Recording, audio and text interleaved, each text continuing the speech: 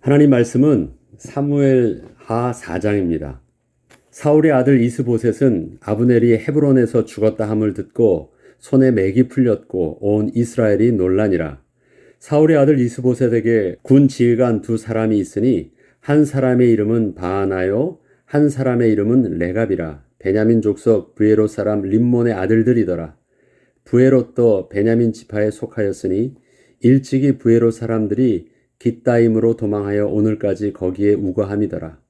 사울의 아들 요나단에게 다리 저는 아들 하나가 있었으니 이름은 무비보셋이라. 사울과 요나단이 죽은 소식이 이스라엘에서 올 때에 그의 나이가 5살이었는데 그 유모가 안고 도망할 때에 급히 도망하다가 아이가 떨어져 절게 되었더라.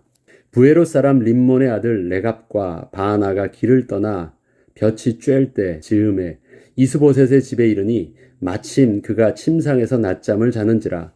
레갑과 그의 형제 바하나가 밀을 가지러 온 채 하고 집 가운데로 들어가서 그의 배를 찌르고 도망하였더라. 그들이 집에 들어가니 이스보셋이 침실에서 침상에 누워 있는지라. 그를 쳐 죽이고 목을 베어 그의 머리를 가지고 밤새도록 아라바 길로가 헤브론에 이르러 다윗 왕에게 이스보셋의 머리를 들이며 아뢰되 왕의 생명을 해하려 하던 원수 사울의 아들 이스보셋의 머리가 여기 있나이다. 여호와께서 오늘 우리 주 되신 왕의 원수를 사울과 그의 자손에게 갚으셨나이다 하니 다윗이 브에롯 사람 림몬의 아들 레갑과 그의 형제 바하나에게 대답하여 그들에게 이르되 내 생명을 여러 환난 가운데서 건지신 여호와께서 살아계심을 두고 맹세하노니 전에 사람이 내게 알리기를 보라 사울이 죽었다 하며 그가 좋은 소식을 전하는 줄로 생각하였어도 내가 그를 잡아 시글락에서 죽여서 그것을 그 소식을 전한 가품으로 삼았거든. 하물며 악인이 의인을 그의 집 침상 위에서 죽인 것이겠느냐. 그런즉 내가 악인의 피 흘린 죄를 너희에게 갚아서 너희를 이 땅에서 없이 하지 아니하겠느냐 하고 청년들에게 명령하며 곧 그들을 죽이고 수족을 베어 헤브론 못가에 매달고 이스보셋의 머리를 가져다가 헤브론에서 아브넬의 무덤에 매장하였더라.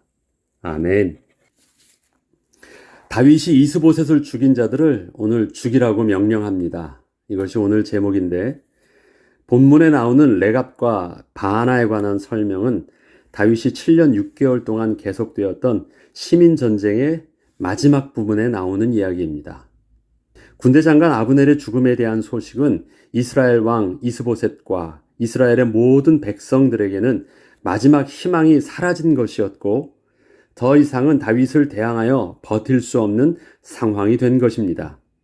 이때 새로운 기회를 엿보던 형제 레갑과 바하나는 이스보셋을 암살하고 그 머리를 들고 다윗에게로 갔다가 다윗이 이스보셋을 죽인 사실에 대하여 기뻐하지 않고 하나님의 의를 드러내며 레갑과 바하나를 죽이라 명령한 것이 오늘의 본문의 내용입니다.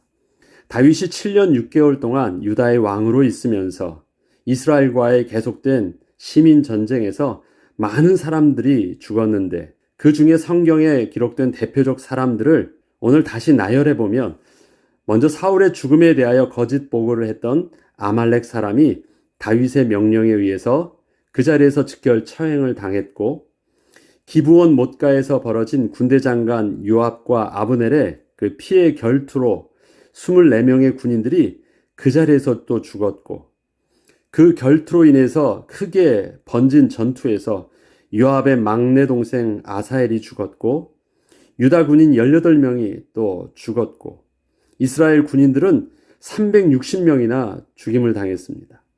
그리고 아사엘의 죽음에 대한 요압의 복수로 인해서 아브넬이 요압에게 암살을 당하고 이스라엘 왕 이스보셋은 레갑과 바하나에 의해서 암살을 당했습니다. 또한 이스보셋을 암살한 레갑과 바하나는 다윗의 명령에 의해서 참수형으로 처형을 당했습니다. 이렇게 수많은 사람들이 다윗 주위에서 자신들이 원하는 것을 얻고자 음모와 악행을 벌일 때 저들은 결국 그 악행에 의해서 서로 죽고 죽이면서 그렇게 사라져 갔습니다. 이것은 요압이 아브넬에게 했던 말처럼 칼이 영원히 사람을 상하게 하겠느냐? 마침내 참혹한 일이 생길 줄을 알지 못하느냐? 이러한 말처럼 그 어떤 것도 굶주린 자의 허기를 다 채워줄 수 없듯 칼은 인생의 욕구에 근본적인 해답이 될 수 없음을 말했었는데 그에 대한 결과들이 결국 7년 반 동안에 악인들의 서로 죽고 죽이는 일들을 통해서 드러난 것이었습니다.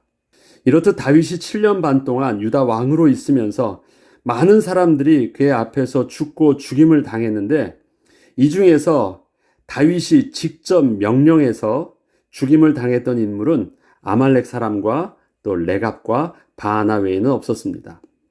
다른 사람들은 자신들의 이익을 위해서 자기 나름대로의 최고의 기회를 잡고 그 기회를 통해서 자신들이 원하는 것을 얻고자 하다가 결국은 그렇게 죽음을 맞이한 것이었습니다. 다윗은 왕이 되어져 가는 과정에서 언제나 살아계신 하나님의 주권 속에서 살고 있었기에 사람이라면 그러한 순간에 마땅히 그렇게 할 수 있었던 행동들을 하지 않았습니다. 아니, 할 수 없었습니다. 하나님을 향한 경외함은 감히 그 선을 넘을 수 없었던 것입니다. 다윗은 스스로 사울의 왕위를 빼앗지 않았습니다. 그리고 다른 사람들을 죽이고 자신이 세움을 받는 피 흘린 죄를 범하지도 않았습니다.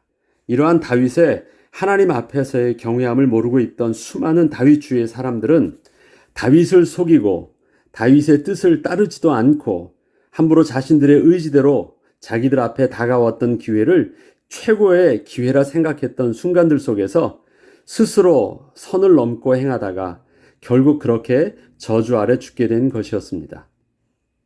다윗의 하나님에 대한 의식과 그 하나님의 주권 속에서 순종할 수 있었던 비밀은 다윗에게는 생명을 지키고 또 생명을 얻는 지식이 되었지만 다윗 주의 모든 사람은 그 영적 비밀을 알지 못하고 있었기에 다윗처럼 그 구원에 이룰 수 없었던 것이었습니다. 그러나 이러한 과정에서 한 가지 오해하지 않아야 할 것은 다윗이 그 시대적 환경을 살면서 다윗의 의와 도덕적 선함이 하나님의 복을 받을 만해서가 아니었음을 놓쳐서는 안 됩니다. 다윗이 저들과 다르게 의롭고 도덕적으로 선했기 때문에 하나님께서 다윗에게 복을 주셔서 다윗이 그렇게 살 수 있었다라고 우리가 생각을 하면 안 된다는 것입니다. 다윗의 마음을 지켜주신 분은 하나님이셨지 다윗 자체가 본래 그렇게 선하거나 인격적으로 또 도덕적으로 그렇게 다른 사람보다 우월한 자는 아니었다라는 것입니다. 다윗도 분명 그 시대 그 환경 속에서 뒤엉켜 있던 사람이었습니다. 다윗의 연약함, 인격적 미성숙, 잘못된 도덕적이고 영적인 판단들이 분명 없지 않았습니다. 우린 계속 읽어왔고 이 일들은 앞으로 계속 다윗이 죽을 때까지 계속 되어지는 일들을 우리는 또 사무엘 하를 통해서 계속 보게 될 것입니다. 그런데도 다윗은 그의 노년까지 하나님께서 그의 존귀함을 지켜주시는 은혜를 입었습니다. 그렇기 때문에 이것을 다윗의 어떠한 인격적 우월함 속에서 뭔가를 찾으려고 하고 그 본을 우리가 받으려고 한다면 우리는 하나님의 주권적 섭리를 볼 수 있지 못하기 때문에 경계해야 한다는 것입니다. 다윗도 분명 그 시대 앞서 말씀드렸듯이 환경 속에 뒤엉켜 있던 사람이었지만 성경은 결코 다윗의 이러한 어두운 부분을 감추거나 제외시키고 다윗에 대한 이야기를 설명하고 있지 않습니다.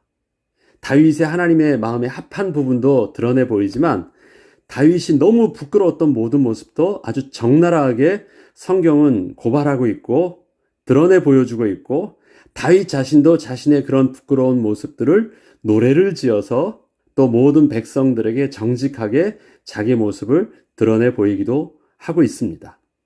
다윗은 언제나 신앙과 삶의 모순된 상황에서 어쩔 수 없는 선택을 한 듯 했지만 그 선택에는 다윗의 마음을 지켜주시는 하나님의 주권적 은혜가 있었고 이것은 혹시 다윗이 범죄하였을 때에도 즉시 돌이킬 수 있는 신앙적 결단이 다윗에게 계속 일어나게 하셨습니다. 이것은 다윗의 인격이 아니었고 하나님의 계획하심 가운데 다윗을 이끄신 하나님의 주권적 섭리였으며 이것을 다윗 입장에서 본다면 다윗이 상상할 수 없었던 하나님의 창조적 기적이었습니다. 다윗이 시험을 당해서 바세바의 아내를 범하기도 해요.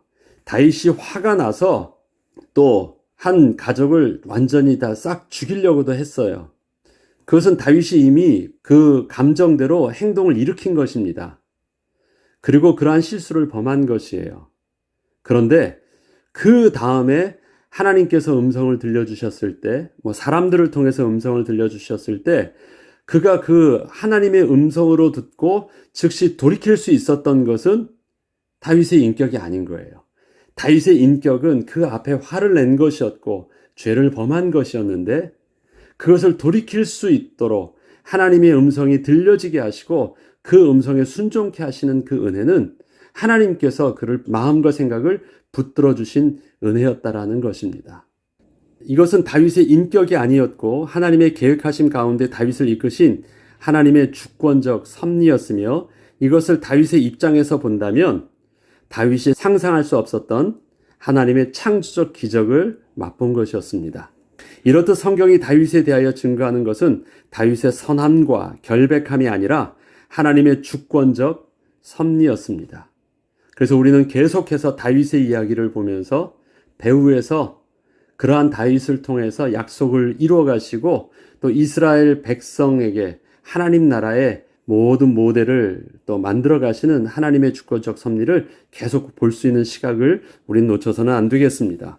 사무엘하 4장 7절로 8절에는 그들의 집에 들어가니 이스보셋이 침실에서 침상 위에 누워 있는지라 그를 쳐 죽이고 목을 베어 그의 머리를 가지고 밤새도록 아라바 길로 가 헤브론에 이르러 다윗 왕에게 이스보셋의 머리를 드리며 아뢰되 왕의 생명을 해하려 하던 원수 사울의 아들 이스보셋의 머리가 여기 있나이다. 여호와께서 오늘 우리 주 대신 왕의 원수를 사울과 그의 자손에게 갚으셨나이다 하면서 레갑과 바하나가 다윗에게 왕의 머리를 가지고 오는 일들이 나옵니다. 다윗에게 이스보셋의 머리를 잘라 가지고 왔던 레갑과 바하나는 다윗 앞에서 이스보셋의 머리를 내어놓으며 왕의 생명을 해하려던 원수의 머리를 가져왔다고 하며 또한 자기들이 죽인 이스보셋을 여호와께서 다윗을 위하여 복수하신 것이라고 말하고 있습니다. 저들은 다윗을 해하려 하는 자들을 다윗의 대적이요 다윗의 원수로 규정하고 말한 것입니다. 그러나 다윗은 비록 저들이 자신을 해하려 한다고 해도 자신의 원수라는 입장에서 저들을 상대하지 않았습니다. 하나님의 섭리 속에서 자기를 대적했던 자들을 볼 수 있었기 때문입니다. 우리는 우리의 삶 속에서 일어나는 수많은 만남 속에서 나의 육신적 기준에 따라서 적과 아군을 판단하는 이분법적인 구분을 경계해야 합니다. 나와의 다름이 하나님 앞에서 저주받아야 할 대상자는 아닐 수 있기 때문입니다. 저들은 지금 나를 고통스럽게 하고 시험에 들게 하는 자일지는 모르지만 하나님의 심판을 받아야 하는 대상자라는 결론은 하나님께 맡겨두어야 합니다. 그럴 수도 있겠죠. 그러나 그렇지도 않을 수 있기 때문에 그것은 우리의 판단에 또 우리의 심판의 대상이 아니라는 것입니다. 우리가 정말 피 흘리기까지 싸워야 할 정확한 대상은 저들의 배후에서 이 상황을 가지고 하나님의 주권적 섭리를 보지 못하게 하고 또 스스로 시험에 빠지도록 하는 악한 영들의 괴계에 속아 넘어가지 않아야 하는 것입니다. 우리에게 명확한 대적은 악한 사단입니다. 우리에게 있는 앞에 있는 사람은 대적일 수도 있지만 아닐 수도 있습니다. 가라지일 수도 있고 하나님의 알곡일 수도 있습니다. 그래서 우리는 그 판단을 유보해야 되는 것입니다. 그리고 우리의 싸움은 우리가 에베소서를 통해서도 했듯이 혈과 육의 싸움이 아니라 공중 권세 잡은 자, 또 세상 주관자와 악한 영들과의 싸움인 것을 정확하게 알아야 됩니다. 또한 하나님의 거룩하심을 악행자의 손에 맡기어서 하나님의 원수를 갚으실 만큼 하나님이 저들의 손을 필요로 하시지도 않습니다. 저들은 하나님께서 원수를 갚으신 것이 아니라 자기 스스로 하나님 경외하는 것을 거부하고 범죄함의 길로 가다가 스스로 망한 것입니다. 내가 하나님의 그 의를 갚아주거나 내가 하나님의 그 억울함을 갚아주었다? 그런 어리석은 착각을 우리는 해서는 안 됩니다. 그런데 레갑과 바하나는 이 두 가지를 다윗에게 가서 그렇게 말하고 있습니다. 이것은 뭐냐면 다윗에 가지고 있는 생각을 악한 사단의 관점으로 바꿔버리려고 하는 사단의 괴계인 것입니다. 그렇지 않아요? 당신의 원수를 내가 죽인 거 맞죠? 기쁘시죠? 그렇지 않아요? 하나님께서 해주신 거 맞잖아요. 툭 말하는 것입니다. 그것에 대해서 반응하면 다윗은 사단의 생각에 말려 들어가는 것입니다. 그런데 다윗은 명확하게 노라고 말합니다. 우리는 불신자의 죽음을 기뻐하기보다 하나님 앞에서 더욱 스스로를 낮추며 겸손함으로 우리의 마음을 지켜야 하는 것입니다. 그렇지 않으면 아무 생각이 없다가 그렇게 되어진 일들에 대해서 그렇게 해석하면서 나에게 다가올 때 나는 끄덕거리면서 나의 마음과 생각을 빼앗기는 상황이 우리에겐 올 수도 있는 것입니다. 이 일에 대해서 다윗은 분명하게 말을 합니다. 레갑과 바하나를 죽이라.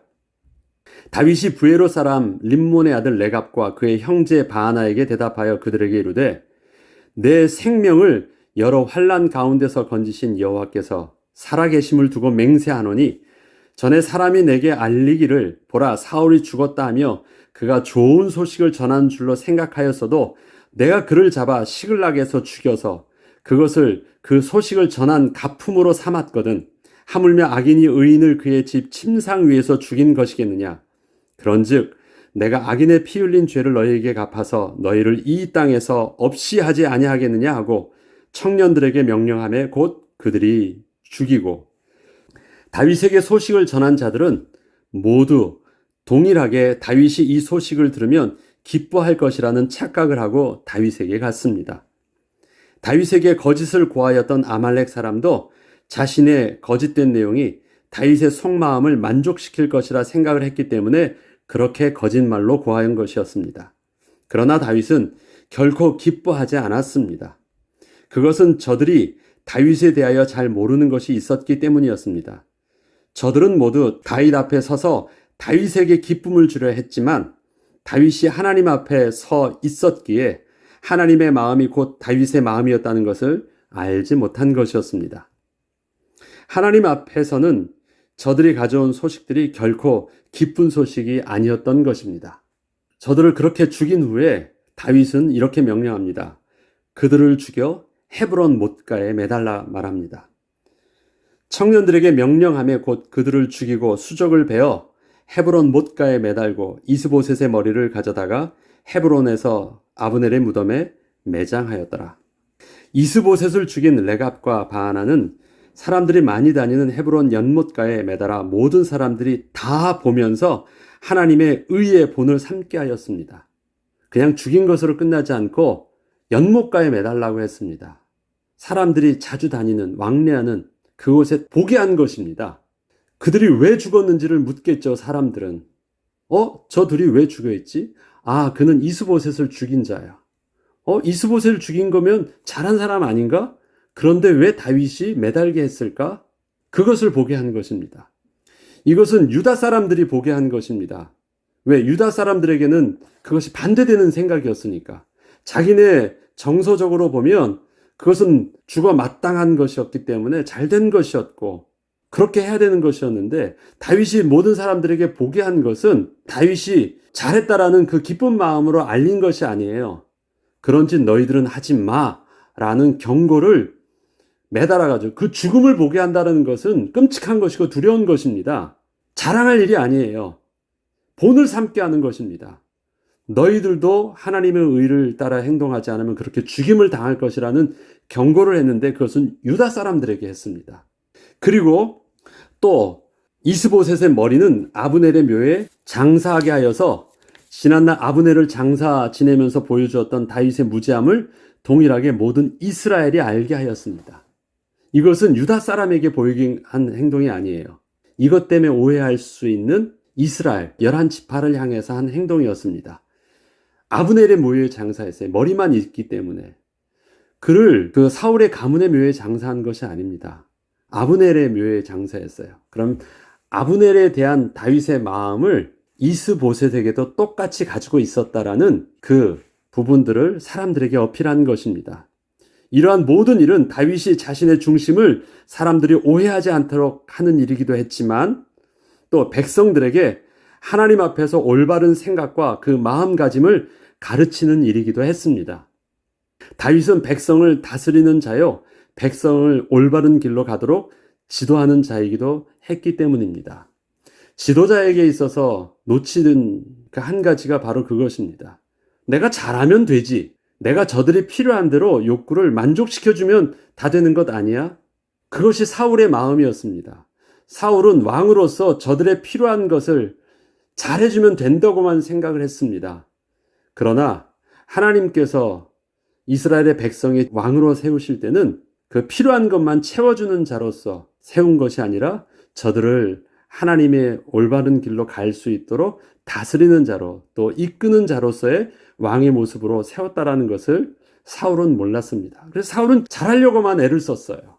필요한 것을 채워주려고만 했어요. 그러나 다윗은 자기가 잘하고자 하는 모습만 보여주려고 하지 않았고, 비록 자기가 잘 못했어도, 그래서 백성들에게 실망시켜 주었어도 그것이 하나님 앞에서 잘못되었다라는 것을 백성들에게 의로 가르쳐 주었습니다.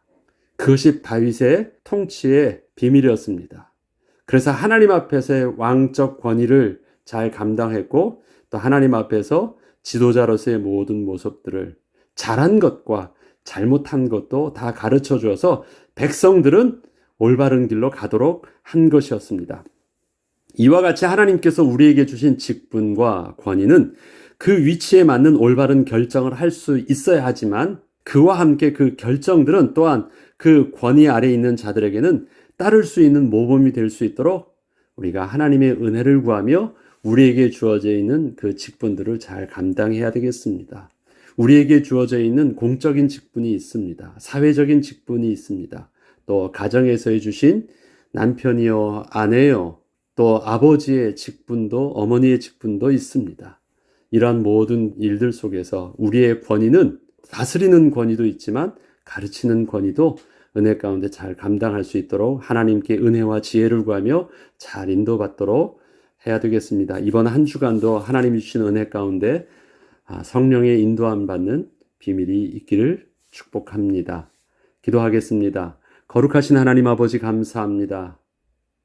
다윗이 인간적인 생각으로 그렇게 끌려간 것이 아니라 어떠한 순간 속에서도 하나님 앞에 서서 하나님의 마음으로 다윗의 마음을 지킬 수 있었기에 모든 사람들은 그 순간 사단의 시험에 넘어가서 결국은 멸망할 수밖에 없었던 그 길로 다윗이 가지 않고 결국은 그의 생명을 지키며 하나님의 의를 지킬 수 있었던 것처럼 하나님, 우리들도 여전히 하나님 앞에 서 있게 하여 주셔서 사람들의 그 어떠한 옳다고 하며 속이는 그 말에도 우리의 마음을 지키게 하시고 마침내 하나님의 의를 드러낼 수 있는 거룩한 백성으로 끝까지 설 수 있도록 오늘의 삶도 하나님께서 우리의 마음과 생각을 지켜주시고 보호하여 주시고 선한 길로 인도하여 주옵소서. 감사드리며 우리 주 예수 그리스도의 이름으로 기도합니다.